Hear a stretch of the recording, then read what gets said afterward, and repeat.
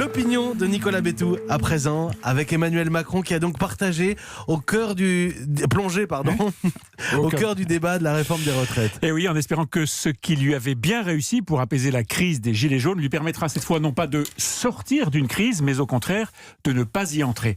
On a donc retrouvé le chef de l'État comme on l'avait laissé à l'issue de son marathon il y a 6 mois, à l'aise et d'autant plus à l'aise que le sujet est compliqué. Bon, et à votre avis, Nicolas, il a convaincu son auditoire ? Bon, j'en doute. La réforme est tellement immense. Au sommet de l'État, on parle même d'une refondation, en expliquant que la réforme proposée est plus vaste que la somme de toutes les réformes des retraites menées par les différents gouvernements depuis 30 ans.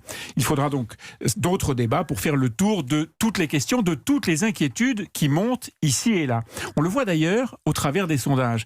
Les Français hostiles au projet du gouvernement sont un peu plus nombreux que ceux qui les soutiennent. Rien d'étonnant à cela. En revanche, ce qui est plus surprenant, c'est que la part des indécis, de ceux qui ne se prononcent pas, cette part augmente, et c'est le cas d'un Français sur 4. C'est donc à cela qu'Emmanuel Macron cherche en priorité à convaincre finalement. Oui, bien sûr, mais je pense que ces débats entre le chef de l'État et monsieur et madame tout le monde, avec les gens comme on dit, ces débats ont une autre fonction.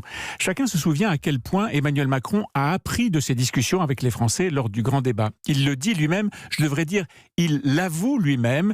D'une certaine manière, les Gilets jaunes ont été très bons pour moi. Et il ajoute, mon défi est d'écouter les gens bien mieux que je ne l'ai fait au début du quinquennat. Eh bien là voilà l'autre fonction de cette réunion de Rodez, prendre le pouls des vrais gens sur cette méga réforme, non pas seulement essayer de les convaincre, mais se faire une opinion par lui-même et pas uniquement au filtre de tous ceux qui lui racontent la beauté et l'ambition de la construction imaginée par le haut commissaire à la réforme des retraites. Et ces débats pourraient changer le cours de la réforme ? Je pense, oui, je pense. En tout cas, le tempo adopté par le gouvernement a déjà été ralenti. On parle maintenant de l'après-élection municipale.